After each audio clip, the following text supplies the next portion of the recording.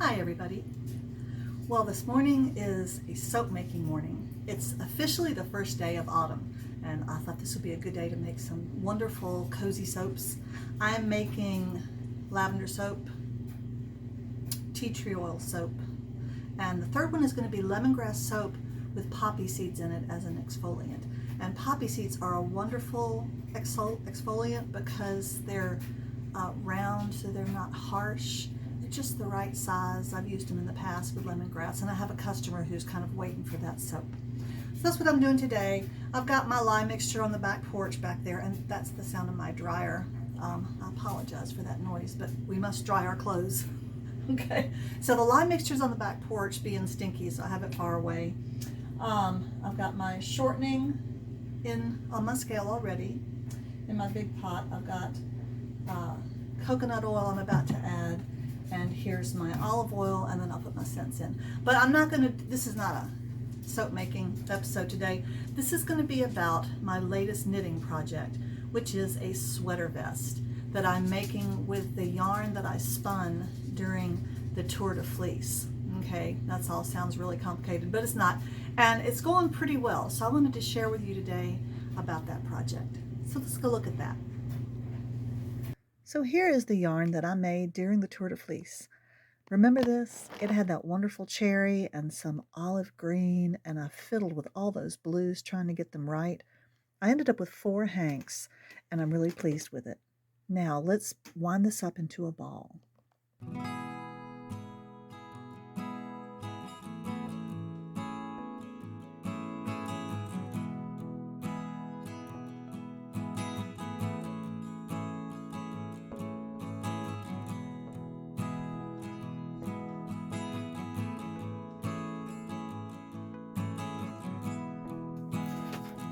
The time has arrived to start on a project that I've been thinking about for a while.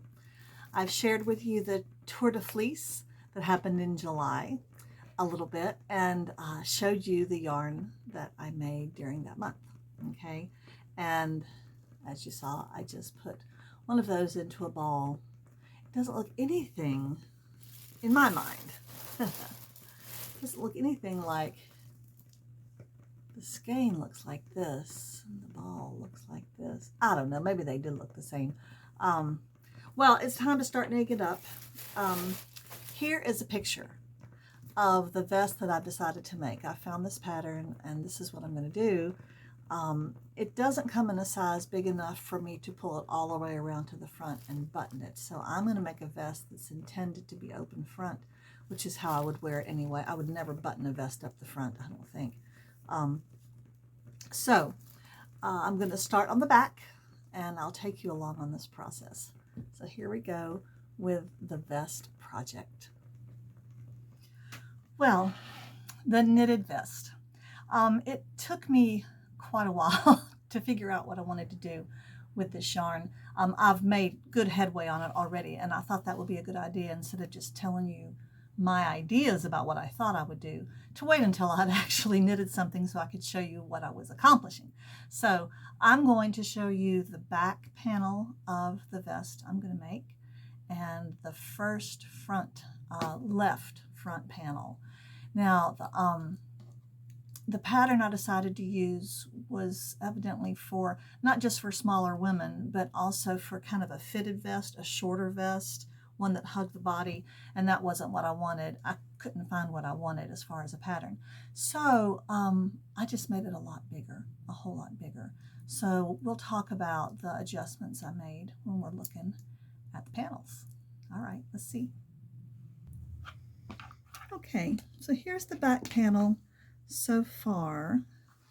Now, the largest size on the pattern said to cast on 55. And when I figured out my gauge, which was, I think, 3 stitches per inch, which is a little smaller gauge than what they were going to do, I realized I was going to have to figure it out for myself.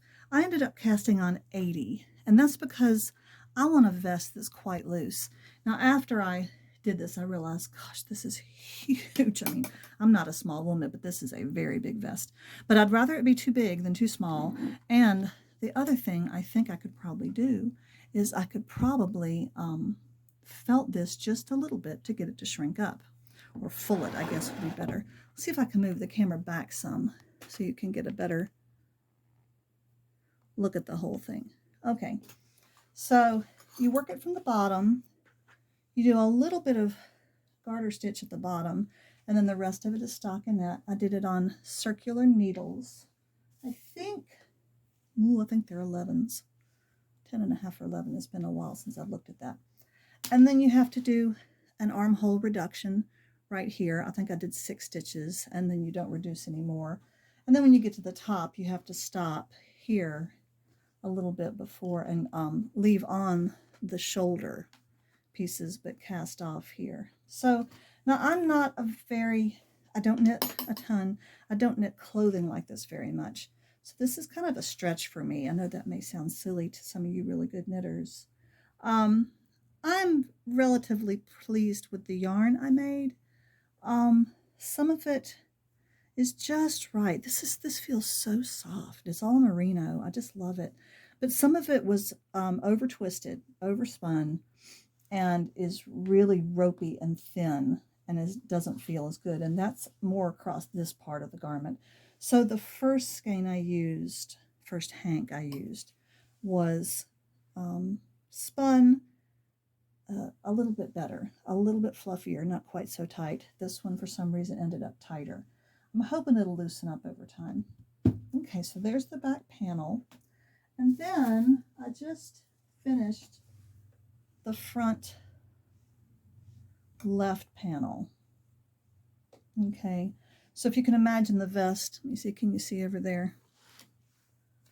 Imagine the vest as if it were inside out. And so here's the panel that's going to be on this side. Okay, of course the knitted side, this is the right side of the garment, not this purl side. So there's a sloping V reduction here. Of course I had to cast on a whole lot more than they recommended. I cast on 45 at the bottom. I really do think I'm going to have to shrink this up some. And I had to redo this portion because, of course, I'm trying to get it reduced up to, I think it's 13 stitches at the shoulder, which is what the original pattern called for at the largest size. But I'm going from a much bigger garment up to that 13, so I had to really work on that reduction to get it to taper. But I think it's going to work okay. This is going to be a junking around the house kind of vest. I want to wear it all the time in the wintertime. I like having a sweater vest. Keeps my arms free. So now that I have finished that, I have cast on for the second front panel on the right side. Here's my beginning garter stitches, and now I've gone into my knitting. Okay, so and then it's going to have some finishing around the armholes and around the whole neck edge. I think it's going to be just a few rows of garter stitch like this. So I don't think I have too much more to do before I'm done with this. And it's so exciting because this is, and I think I'm going to have enough yarn to finish it because I do still have one more hank. I love the colors. I love the blues, the oranges, and I love that cherry cranberry kind of red color in there. It's just such a wonderful fall look. I think personally that it looks better in person than it does on the camera. This is basically 2 hanks, and this is kind of continuation of the second hank and a third hank, and this is getting fluffier again. You can kind of see my reduction up there. It's not very pretty, but if I am able to full it just a little bit, that'll all blend in. Okay, so you can hear the animals scratching around in here. I'm sorry to say that we had a mouse this morning, and Leo has been chasing and playing with and trapping this mouse all morning long. It's driving us all crazy, me and the dogs. Okay, so that's it for the sweater so far, and I will keep you apprised of its development.